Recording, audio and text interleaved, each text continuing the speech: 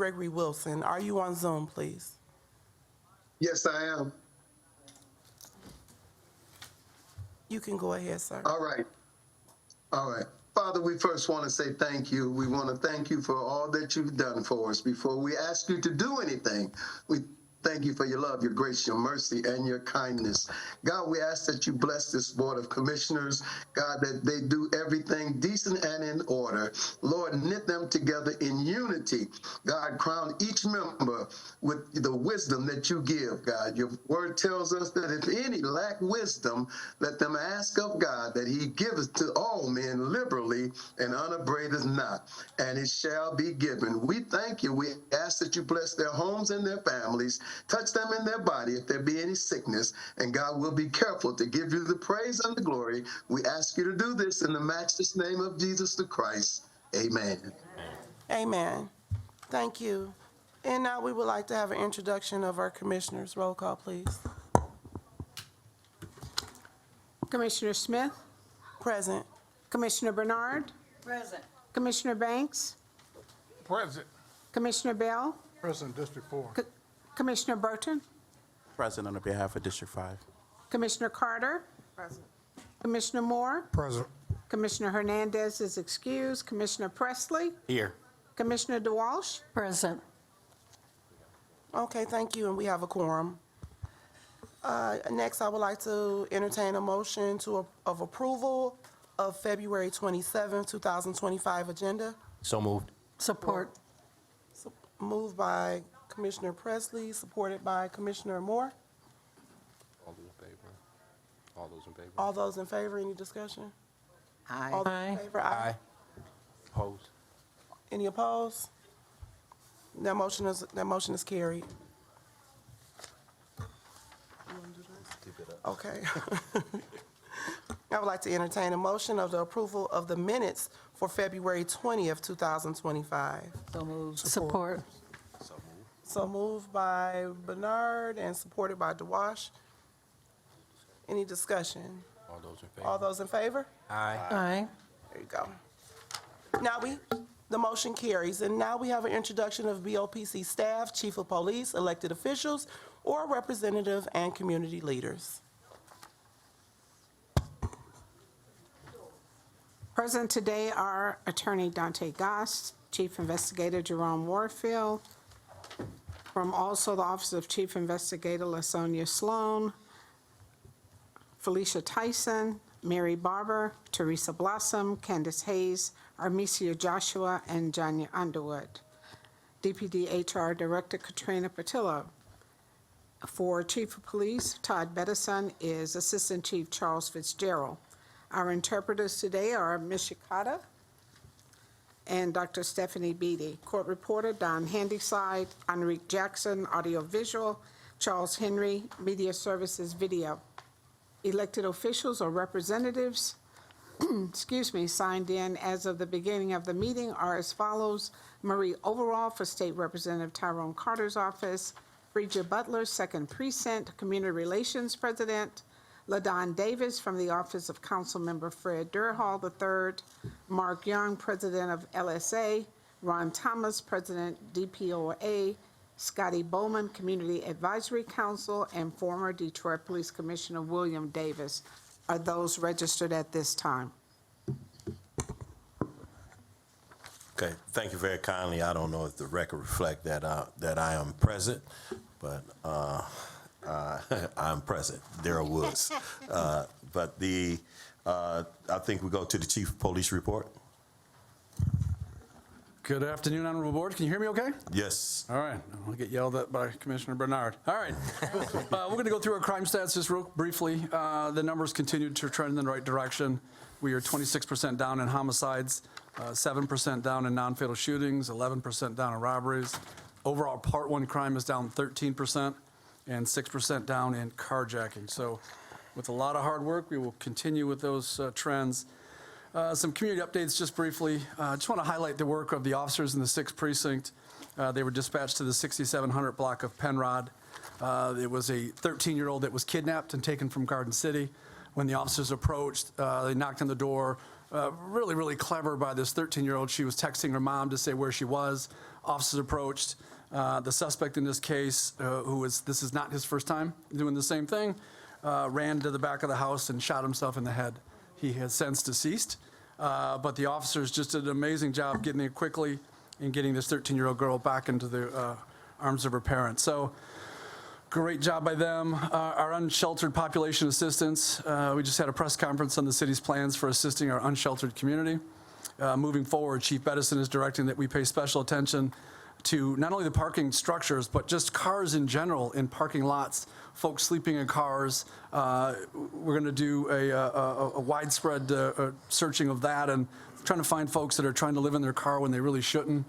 You know, we had an unfortunate incident last week where this gentleman was sleeping in his car using a propane canister to heat himself and ended up passing these 2 animals. So just awful, but we're going to do a much better job of trying to identify these folks and get them the assistance they need. Mayor Duggan has announced that anyone who's unsheltered can go to any police precinct. And since that time, we have assisted 25 people finding shelter and also transported another 61 folks to shelter from location. So really good positive things. Also this week, we met with some local business owners, Chief Bedison, and the chairperson was with us, and I thought it was just a really, really good conversation, very impactful.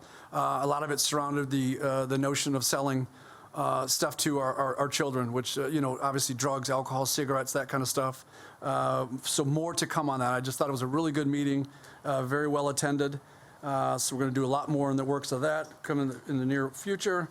And then lastly, we had another procedural justice summit. AC Ewing had a very good group of about 30 members from the community, and also Chief Bedison attended, and it was just very well received. So that concludes my report, and I'll answer any questions you have. Any questions? I would say it was you was in the news yesterday, I believe, or yesterday, a day before yesterday. Yes, sir. Yes, sir. Yeah. And as relates to that facial recognition matter, can you clear that up for the public or address that issue? Yeah, absolutely. And again, because it is an ongoing legal matter, I will say that we 100% did not use facial rec. This case would have fulfilled the requirement for facial rec. We didn't have an image to use. We had a blurry photo at best. The detectives did what they needed to do to get to a certain location to identify a person, but it stopped there. There's an ongoing investigation into that as well, more to follow, but I would have liked to have seen the detective do a lot more. And unfortunately, we did arrest the wrong woman, brought her in. She was released shortly thereafter, but no one needs to be put through that. So Yeah, what is shortly thereafter? it was within their work period, so between 6 to 8 hours. Once they got her to the DDC, they did an interrogation. They talked to her, and then she was released after that. How long do you expect that investigation to take place as it relates to that part of things? Oh, probably no more than 30 days. It should be a fairly quick one. Okay. Yep. Any further questions? I just have a comment. Okay. Yes. Thank you for that update, but I'd also like for the public to be aware of the fact that about an hour ago, the mayor had a press conference in this room, and it was, of course, attended by the chief, by the head of the housing placement center for people who need shelter, as well as the new deputy mayor, who's an African-American woman, and was the former head of District 5. Very impressive, extremely impressive women, both of these women that were in charge. But what occurred at that press conference was a number of accolades that were given to our chairman, Mr. Woods. I was standing there, but he was the man of the hour. I did not realize that he and the mayor met personally with the young mother who lost her 2 children in the freezing cold in the car. But not only had they met with her personally, but the chairman himself had offered his personal financial assistance and arranged for the funeral and everything that was at Solomon Kinlock's church, Reverend Solomon Kinlock's church. It was very nice to hear about this interaction between the mother and the leader not only of the board, but also the leader of our city. And there were no cameras there. They said nobody, it was just them. And you could tell by the way that both the mayor and Commissioner Woods were moved by even talking about it, how significant it was. And I know that it is for all of you as well, because I can't even talk about it, quite frankly, without being choked up. The thought of a 3-year-old as a corpse frozen to death is more than I can even imagine. And anyone in this room, I'm sure. But I just wanted you to know that, that one, the chairman went above and beyond, and so did the mayor. And I was very impressed, Assistant Chief Fitzgerald, by that. And by the officer that you interviewed on TV, the man who found them, the officer who was at the car and got the kids out and all that. I mean, he was almost in tears. It was unbelievable. I mean, the compassion that the entire force has demonstrated with respect to this issue is just remarkable.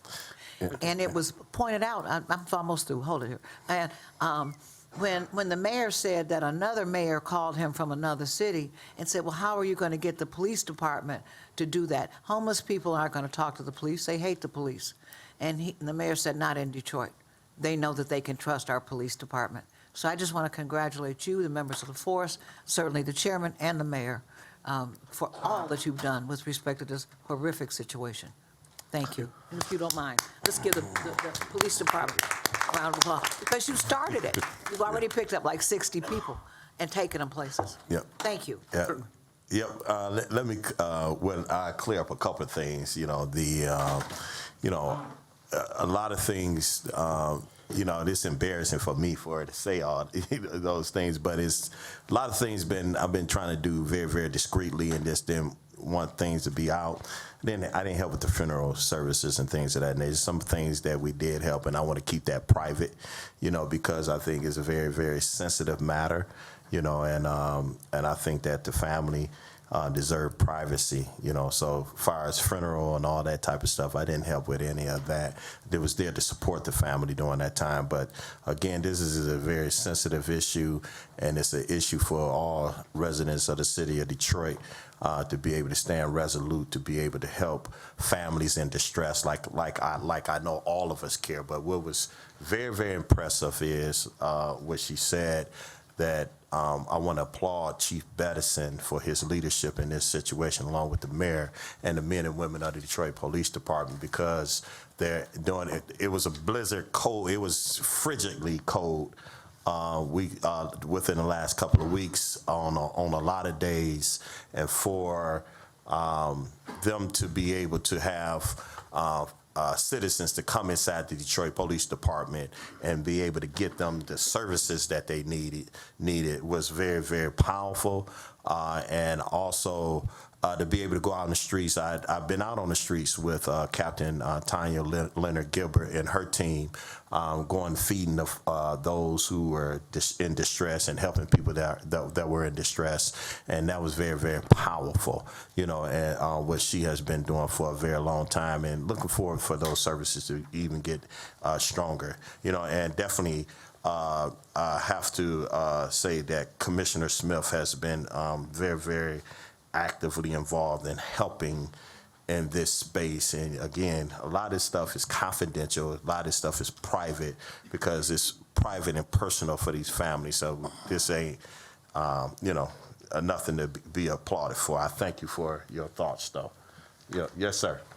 Yes, through the chair, wonderful extending your heart like that, with supporting that family, you and Vice Chair Tamara Liberty. And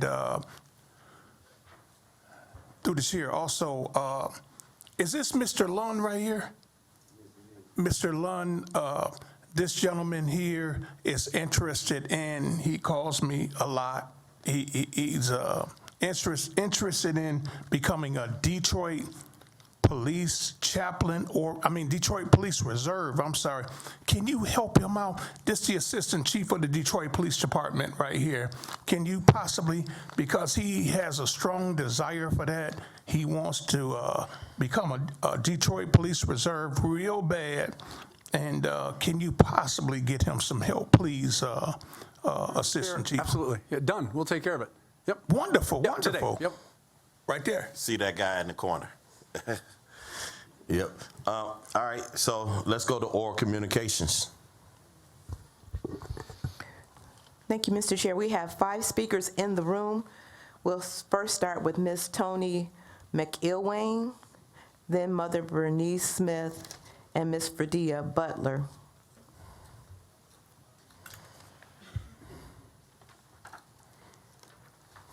Hi, my name is Toni McIlwain. I'm the president of Ravendale Community, which is a 50-block area on the east side of Detroit. Ravendale has been very fortunate to ask to play a part of the CVI zone.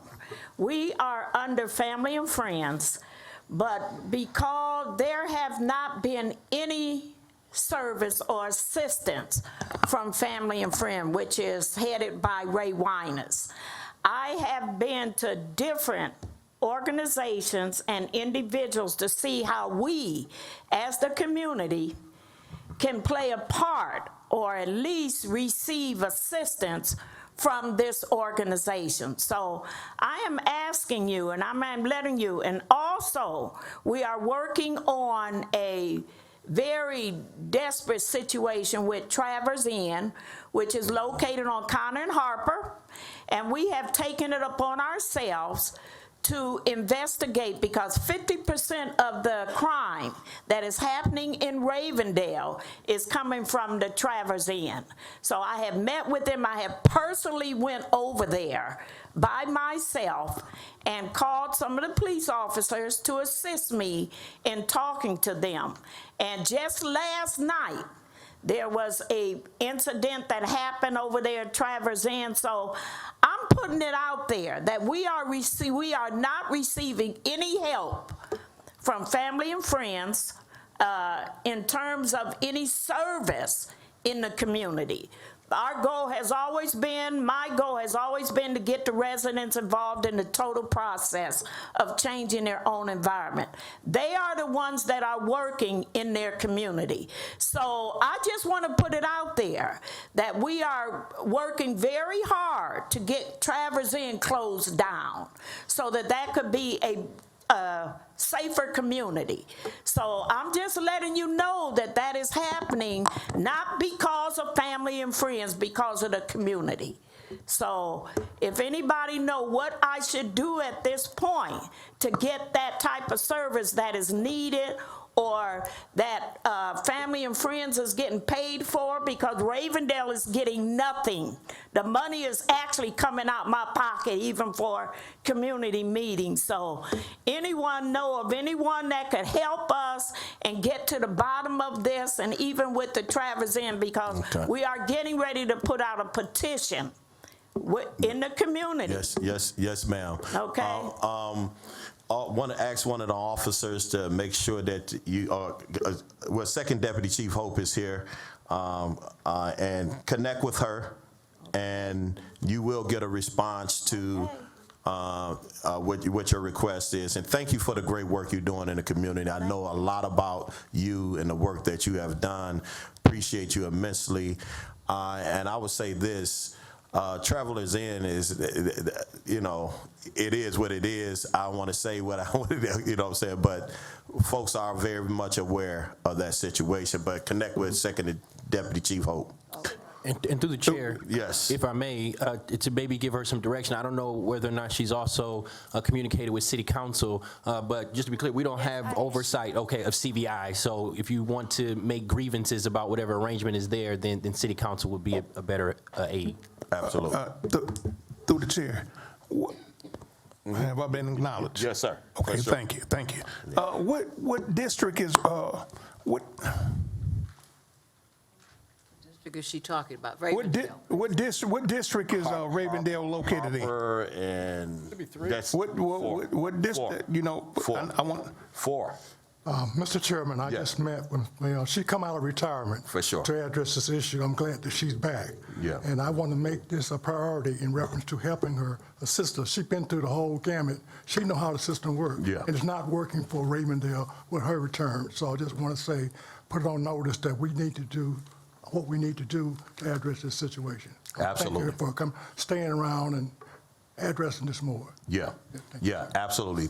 Thank you, Commissioner Bell, and rest assured that we'd be willing to work with you on that to be able to. She's going to get the help she needs. Yes, It's on the radar. Are you done? I'm all set. Okay. You may be heard. Good afternoon to the commissioners. Good This afternoon. past Tuesday, we were able to attend the funeral of Chief Knox, and I'm sorry I didn't see but one commissioner there.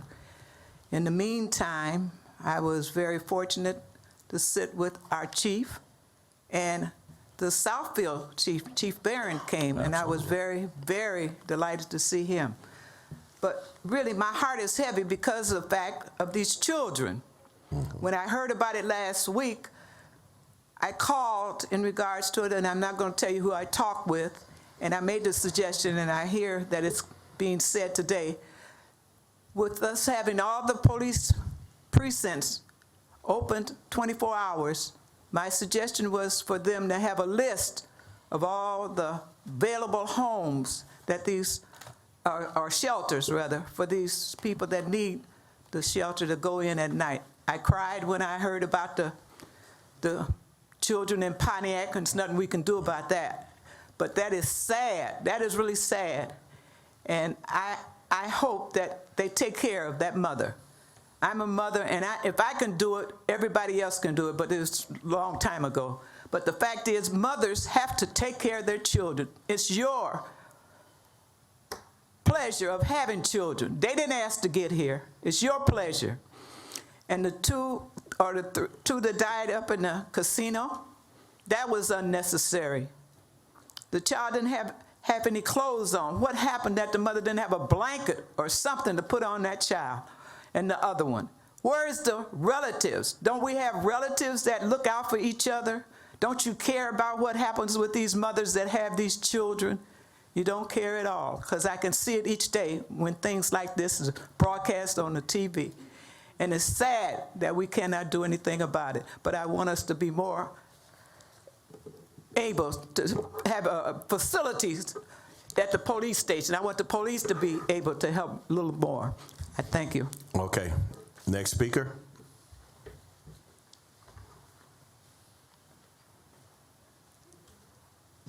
Good afternoon. Good afternoon. Commissioners, President Trump has shut down the database which kept officers who have been fired for violating their oath to go to other cities or departments and be hired. It is up to our administrators to be vigilant and held responsible for whom they hire. The president has issued pardons to known January 6 criminals, and some have committed more crimes after being pardoned. I have stated before about an article in the New York Times written about officers being white nationalists or members of the Klan. The officer who told the lady to go back to Mexico, if this was his only offense, I believe he should not have been fired but disciplined. Maybe there were more egregious acts he had committed that caused his firing. I believe in fairness. Commissioners, I am in the 2nd Precinct and receive calls about our NPOs not responding because they don't have workable cars. I have reported this problem before. To do their jobs, they must have more than a badge and a gun. Should the person in charge be held responsible for the needs of officers in order for them to respond to the citizens? As I warned before, we are in a time where we all need to cooperate. Thank you. Thank you so much for that. Thank you. Yep. Our next speakers will be Ms. Shanita Williams and Minister Eric Blunt. And then we'll go into Zoom.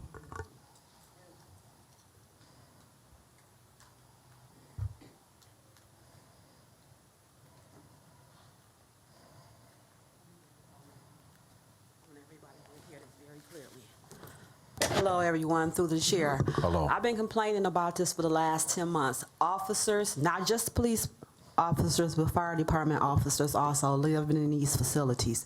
Maybe 10 months ago, if somebody would have took me seriously and did their job correctly, maybe these kids would be here.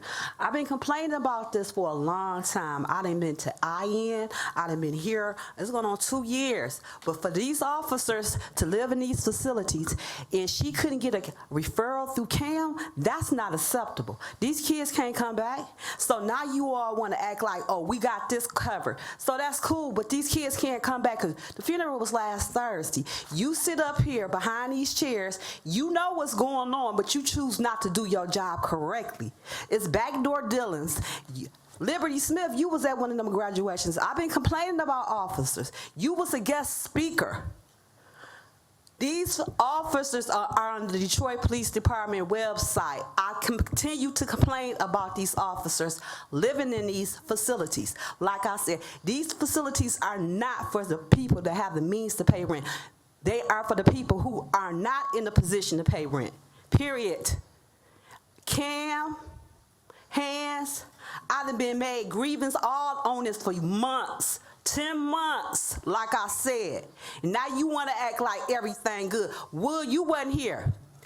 Presley was the chair at that time. But at the end of the day, you can't sugarcoat this. Because like I said, if someone had did their job and investigated, like I see what's going on, because everybody calling in favors. I make reports on this all the time with these officers. They meeting at the library. Oh, they getting their weapons from the dollar store to carry in the facilities because we got security. You can't come in. You come in through a different way. They know exactly what they doing. Police helicopters, drones. It's not acceptable. Thank you. Next speaker.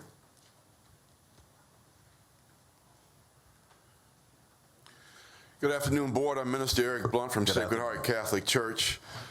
Commissioner Presley, you let the cat out of the bag, brother. When someone came to complain about their neighborhood and the services they're not getting, you said, hold on, wait a minute. We're not in charge of that. And you're right. But yet, the Board of Police Commissioners wants to be in charge of everything else. You can't have it both ways. And please, concentrate on what you are in charge of as far as oversight is concerned. These frozen children, I don't think any of you should have been there. I think the mayor should have been there. I think everyone responsible up and down the line of command should have been there, apologizing and asking that it never happen again. Why do I say you all shouldn't have been there? Because for a third time, a black person has been misidentified with facial recognition technology. That's where you should have been. Been at the jail apologizing to that person, saying you have resources to make sure that never happens again. But no, we playing here and there, and yet for the last 5 years, citizen complaints have doubled.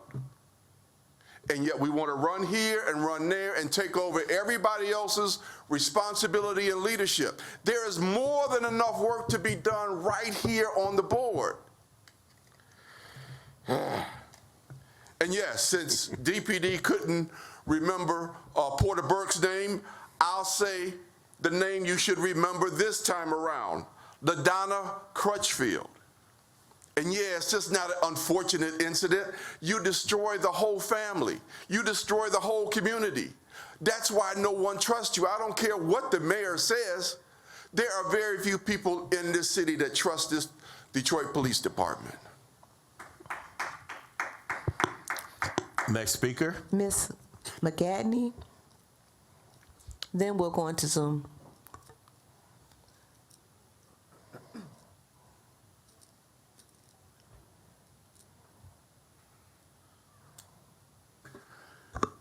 Glenda McGatney.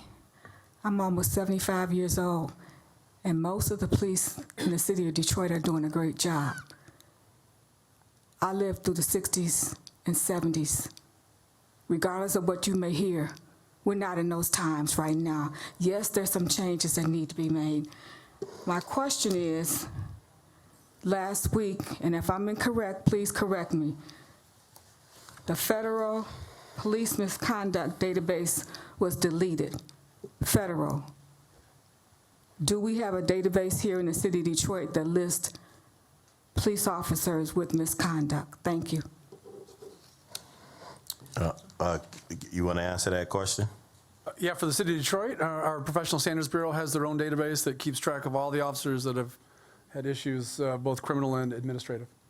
So how would the federal, it's going to affect Detroit? Truthfully, it won't affect us at all, ma'am. Sorry, through the chair. We do our own background checks. We do our own searching through all the, when a new applicant comes, we do the exhaustive research to find out if they're a qualified candidate for the city of Detroit. Thank you. I have a question, All right. Chairman, if you don't mind. Yeah. Oh, I didn't know. I'm sorry. Go ahead. Go ahead. Only, it was as I recall, we changed the policy that said that disciplinary action regarding police officers would be deleted from their file after, what is it, 2 years or 3 years? What is it? What's the time limit? Because there's no record, after that, the discipline is gone in response to what Reverend Blunt was Through saying. the chair, it's 2 years to be used against them, something that is current. But we keep track and we hold on to everything in their personnel file. Right. So we have it dating back to the time they start to the time they leave. But it's not public information because the complaint to us came from the press itself, because they try to, when they were promoting people and stuff, they want to look up everything on everybody. And now, the policy was changed. That's a fact. I remember I was sitting here. Yeah, let me ask, Chief Warfare, did we see a complaint on that? We didn't receive a complaint to my knowledge on it. However, I will say that we also keep the disciplinary records of the police officers from the time that they come into the department to the time that they vacate the department. And the allegations, whether they were sustained or not sustained, are all there and what they did. So oftentimes we get requests for disciplinary records, especially during promotion times and when officers are coming back to the city. The department reaches out to us and we provide that information so that they compare it with their systems as well. No offense, but this was negotiated with the union. I remember when it changed. You know what I'm talking about, I assume. I think we're speaking about two different things, ma'am. What? What we're saying is the record is always there with us. We always have the record. OCI. Yes, we always have the record of what happened. Whether that disciplinary measure is or is not used against the officer is not our concern. But we keep record of every disciplinary action that has been taken and any complaint that has been filed against an officer, we keep that on file in our office. Yeah, there's been times that we've been asked to acknowledge officers who have retired and looked at their disciplinary record and said that we didn't want to, we were not going to acknowledge that based upon the lengthy discipline record, and so, it's there. We get it all the time, so. So thank you, ma'am, and thank you, AC. Any further public commenters? Yes, sir, we're going into Zoom. We have 5 speakers in Zoom. Our first speaker will be Miss Julie, after Miss Julie, Monkey Wrench Rue, and then Miss Tara Brown. You may be heard. Good afternoon, Commissioners. My name is Juliette Lyman, and I'm here on a different, for different reasons here. I've been trying to contact Commissioner Darrell Woods. Council President's office referred me to him regarding my husband, Cora Lyman, who is currently incarcerated. He spent 5 years and 11 months doing time. We were granted an appeals bond where he was out on a GPS tether for 4 years and 2 months. And recently, on January the 16th, after restoring relationships with his family and everything, all has been forgiven and well. We had a court date January 16th in front of a judge and sent him back to prison where he established his life. He's a pastor. He is a businessman, and so a husband, a grandfather, a father, and so I'm just trying to get some type of support or some information, resources from Commissioner Woods, if possible, or any of the commissioners that could assist me with just trying to navigate to move forward to see how we can, figure out something here. I don't know. I'm just trying to get some assistance. Okay. From, I think I did get that the staff did send me your telephone number, and so Yes, sir. I will get with you within the next several days. Sounds good. All right. Thank you. All right. You may be heard.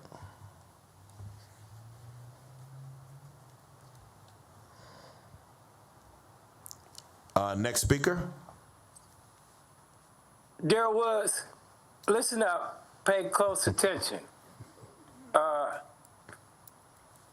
Willie Bell, when I told you back in 2021 that I was different, I meant it. Now, Tamara Liberty Smith, you pay close attention as well, too. Detrick Mott, detective at the 8th Precinct, on July 16, 2020, opened up an aggravated assault complaint. Aggravated assault complaint based on the information that he gathered and got when he arrived on the scene at the house where Kenesha Coleman was shot at, murdered, not suicide.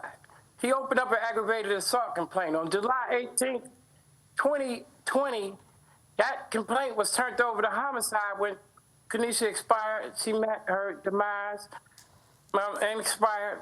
And there, it was assigned to Investigator Marco Prestage, and him and former captain of the homicide unit, Derek May, concocted a scheme. They ignored the aggravated assault complaint because there's no mention of it nowhere after it was turned over to them. And they tried to push the suicide narrative. Kenesha did not shoot herself. So that's a false, erroneous, bogus narrative. Now there's a 7.5 to 10-minute time period where Charmaine McLeod was dropped off at that McDonald's after leaving that house where Kenesha was shot at. Now, her grandmother dropped her off, went to her house. Before her grandmother got to her house, which is 7 to 10 minutes tops away, she got a call from Charmaine saying she had to get picked up because Kenesha shot herself. Well, how Kenesha shot herself? Let's cut that off. Cut that off. For using profanity. You can't use profanity in this public domain like that. And I'm a shut up. Next speaker.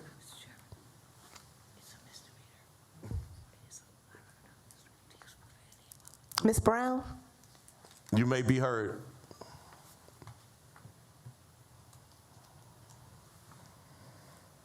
Ms. Brown, you may be heard if you're there.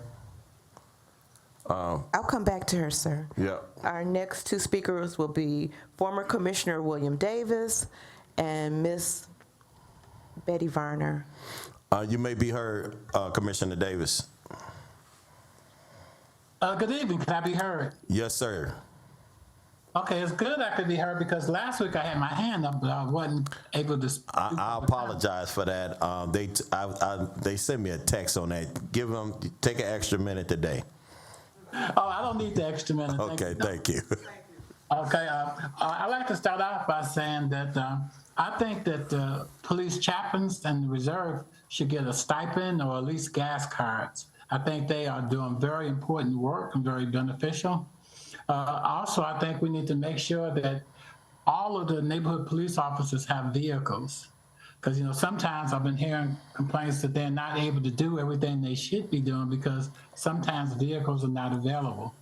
So it would be good if y'all could have someone check to make sure that they do have vehicles readily available. I think they do a vital, a very important job, and I think it should be more neighborhood police officers. I think that would help to reduce some of the tension that we have in the neighborhood, because far too often, it's little things that build up to big things. If you could nip them in the bud early, we could probably, drop our crime even more. Then maybe my homeowner's insurance and my vehicles, I could be able to pay lower insurance, because I think our insurance rates are too high. So anything y'all could do to help to reduce that. And also for the Fitzgerald, recently no Detroit police officers are coming to the ALPAC meetings. I know they used to come regularly. I remember at one time, Bedison used to come before he was chief. This is a few years back. Anyway, have a good weekend. Be safe, everyone. Thank you very kindly. AC, can you address the issue about the vehicles? Yeah, through the chair, this is the first I'm hearing of them. I have the feeling they want new cars, most likely. I believe all the MPOs are assigned vehicles. The MPOs that live inside the city are assigned those vehicles to take home. Those that don't have to park it at their station. But I have not heard that they're that short of vehicles. On patrol, they're short vehicles, and they're short because they got to stop cracking them up. We're a self-insured police department. Don't tear up a car and think you're getting a brand new one again. So, but I've not heard MPOs. But I got it in my notes. I'll take a look. All right. Thank you very, very kindly. Certainly. Yep. Next speaker. Good afternoon to all within the sound of my voice. I'm Betty A. Barner, president of DeSoto Ellsworth Black Association. I want to give kudos to the MPOs of the 10th precinct. They have been very, very good at assisting my association when we have issues. They come and they're part of our events. They come to our Block Club meetings, and if our NPO, Officer Sumter, isn't available, one of the other NPOs will step up. We have a good rapport with the captain. But the little tidbit I have is that we cannot keep a commander at the 10th. And we feel that community relationships are very important. I work hard on building rapport and letting everyone know what's going on in our community. And I was trying to get to Chief Ty Bedison, but I can't get his telephone number because I wanted to have a conversation with him. I'm not complaining, just a little tidbit. If and when we get a new commander at the 10th, I'm hoping we can get someone that we can build a relationship that be there for a while and work with us and be involved in the continuation of keeping our community safe. A good job is being done. I'm not complaining, but I take pride in having a relationship with the 10th. And it's like it's a revolving door. So thank you for this time. God bless you all. Take care. Thank you very kindly. Next speaker. I'm going back to Tara Brown, sir. Are you there, Ms. Brown? Can you all hear me? Yes, we can hear you. You may be heard. Thank you. I just wanted to say that on Monday, Detroit COC will be having a meeting from 2 p.m. to 4:30 p.m. at 18100 Myers, which is the Northwest Activity Center. Public comment regarding homelessness and the incident with Tatiana Williams will take place from 3:20 to 4:30.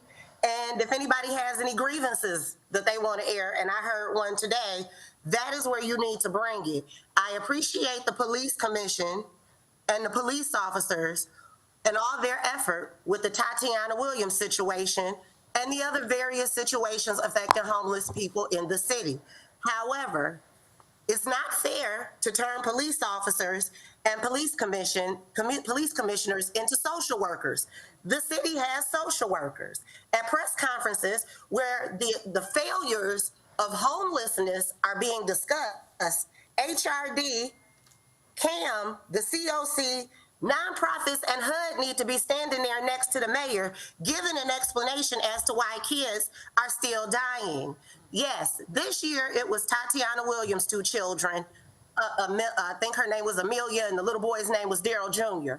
Let's not forget 2018 when it was Kamaya Davis drowning in sewage because her mother lived in an abandoned house owned by a friend.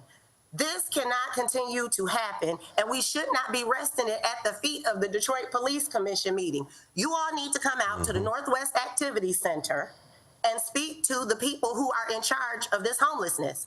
And regardless of what you are being told about there's not enough money to impact homelessness, that is a lie.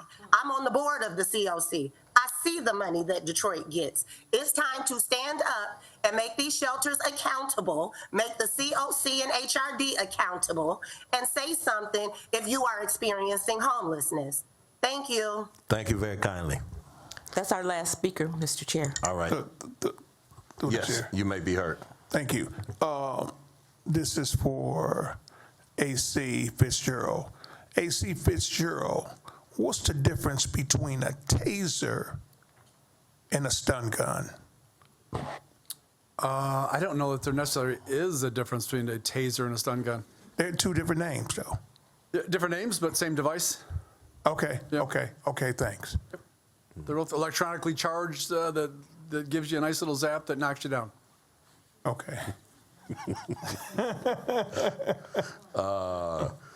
Let's go to the secretary report.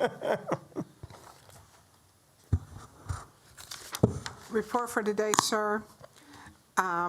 You will find under tab 5 the 2 reports that were received in your office this week. And the announcements are as follows. The next board meeting is next Thursday, March 6th, 3 p.m. here at headquarters. The next community meeting is Thursday, March 13th, and in the 10th precinct at Union Carpenters and Millwrights Skilled Training Center, which is located at 11687 American Street in Detroit. The committee meetings upcoming. Policy Committee will meet next Tuesday, March 4th, 5 p.m. in this room, Scholar Herbert Conference Room. And on March 11th, the Citizen Complaints Committee will meet in the Woodward Conference Room at 4 p.m. here in Public Safety Headquarters. And that's the report for today's meeting, sir. Thank you very kindly. Any unfinished business? Unfinished business. Unfinished? Okay. Yes, sir. Thank you, Mr. Chairman. Yes, sir. I guess this will be a question to the chair because I don't think our secretary may be aware of it because it was before her time, before she arrived. I know the board has voted for to rename to name the board's conference room after the late Ron Scott. I know we celebrating Black History Month now, and many of us remember the great works of the late great Coleman Alexander Young, who created the Board of Police Commissioners. But Ron Scott, was a trailblazer in our community, speaking truth to power, and definitely, was known for coming to board meetings and being outspoken on key issues and when it comes to police brutality and police oversight, but also gave a lot of recommendations over the years. We as a board, we have voted to name the conference room after him. I wonder, do we have any updates or anything about the planning of that because of something that we voted on a while back? No. I would say that that's something that we do need to move on, be able to get some signage. Let's work with Ms. Blossom and as well as the secretary to be able to make that a reality. I don't know, reach out to his family if he have family still around. And, I think it should be something that we really need to move on. I want to see us move on that expeditiously too, because that is something that we should do. We voted for it, and then we should move on that. So Ms. Blossom, as well as Secretary, let us have a plan of action as soon as possible in terms of work with Commissioner Burton and any other commissioners on being able to get this done as soon as possible. Yeah. Yes, sir. And may I add? Yes, sir. You know, I just wanted to say that, you know, the late Ron Scott was, you know, he helped this board out tremendously. I mean, he pointed out a lot of numbers of things that, you know, when it comes to policies. And he was real big on accountability. I just want to just add that, and you know, and I just can't wait to see that, you know, the conference room named after him and see it more used, you know, by this board. Absolutely. Thank you for reminding us of that. Any new business? Through the chair. Yes, ma'am. I'm not sure about the postings for the Personnel and Training Committee. Mm-hmm. I'm ready to proceed with the motion. I know that we discussed some things in the meeting Tuesdays, but I'm ready to proceed with the motion so that we can get the positions posted. Please do. Okay. So at this time, I move that the job postings and descriptions for the administrative assistant grade 2 with a salary range of $43,015 to $64,465 be posted. Support. Support. Motion made by Commissioner Carter and supported by Commissioner Moore. Any discussion? All in favor say aye. Aye. Anyone opposed? The motion is carried. Through the chair. Yes. At this time, I move to post a job posting for administrative specialist grade 3 with a salary range of $67,726 to $77,634 be posted. And that's for BOPC. BOPC. Second. Okay. All right. Motion made by Commissioner Carter, second by Commissioner Bernard. Any discussion? All in favor say aye. Aye. Anyone opposed? The motion is carried. And through the chair. Yes, ma'am. I neglected to say that the Personnel and Training Committee did meet on Monday. And this is a result, except for we had one of the job descriptions, we had the wrong title. So the correct title is what we moved today. Yes, absolutely. Thank you very, thank you very kindly, and thank you for moving expeditiously on this. And with the community should know that these positions help us keep this organization moving effectively and efficiently. Commissioners have time to do a bunch of things. We do a lot of things in our private and social lives and all kinds of things. And we have a staff. We have a staff that is hired to be able to investigate citizen complaints. And what I want to make sure that we have on the agenda very, very soon is that we can have Ms. Barber as well as Chief Warfield to take time out to update this community in terms of where we at, where we are on citizen complaints and how they are being responded to, and how this organization is thoroughly engaged in doing the business of the citizens of the city of Detroit effectively and efficiently. And I'm very, very happy to say that for the very most part, that we have a great staff that's doing the work. And so you see us on a weekly basis, but they're working tirelessly 5 days a week and beyond to be able to do the work, to be able to address citizen complaints. Anything else before we close out? Yes.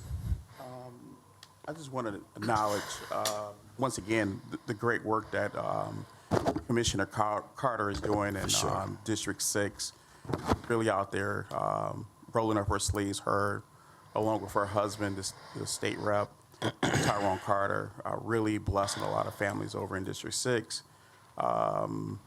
you know, doing this whole flooded water main break issue. But more importantly, they really helping, I guess I let her share it, but they put together these nice little kits that they're out there touching families, help. I guess you're getting over 100 calls. Through the chair, we've come together with a lot of community organizations, including LaSalle, Sir Metro, the Ambassador Bridge, the Gordie Howe Bridge Authority, along with my AmeriCorps program at Wayne State University. And we did have, was it yesterday, distributed food cards, what are gift cards for the grocery store that's located right in that community, so that they would spend the money locally. We put together cleaning kits, which included bleach. They had dog supplies, beds, diapers, just a lot of different things. And it took the work of, we just had to put it together because it's what the community was out there requesting. Absolutely. Heaters, dehumidifiers, all that kind of stuff. And Forgotten Harvest. Forgotten Harvest, yes, thank you. Thank you. Yeah. Through the chair, just to add, if I may, Yeah. is that the community, they see commissioners in meetings, but they don't see what the commissioners doing outside of the meetings and how many families they are blessing, families that they are touching, pop-up blessings. You got a lot of families in need across the city, but the Carter family have always stepped up, have always shown the way over in District 6. They consider the Carters like the mayor of Southwest. Be careful now. Or the governor of Southwest. Okay. But have really held Southwest down for many, many years, and they still holding it down together, blessing families in need. But they doing it. Yes, They digging deep in their own pockets, blessing people, but they also know how to work with coalitions. And they really, getting the job done. But I forgot to throw in Presley. He said, "Please don't." Presley, a lot of people may not know this. Presley do it every year.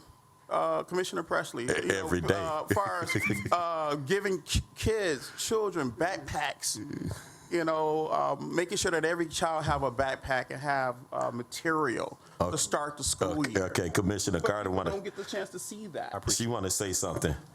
Commissioner Carter. Thank you, Commissioner Burton, for your accolades. We're going to move on to, I know that there's an issue with Ms. Barber, and I wanted to see if we can get that addressed, being a task member, a task employee or something like that, and something needs to happen for her to be moved into her permanent position. That has been rectified. It's been rectified? Okay. It's in the final stage. Okay. Yeah, it's been rectified. I was given the date of March 3rd on yesterday. Yeah, we've been rectified that. It was just catching up. All right, thank you. Yeah. All right. Through the chair right here. Yep. You mentioned last week, Commissioner Burton, and you also mentioned this week too, what a great job that Commissioner Carter is doing, and Commissioner Bell is doing, and in their district. Wonderful. Let's make sure that we lift up the people, the commissioners that's not doing that good of a job. I'm not saying just you, that in their district, that's not doing that great of a job in their district. Let's be a blessing to them. Let's encourage them. I'm talking about all of us on the board. Let's lift them up and build them up so they could be strong in their district and have some tenacity to go forth and be solid in their district. Okay, Commissioner Presley. Move to adjournment.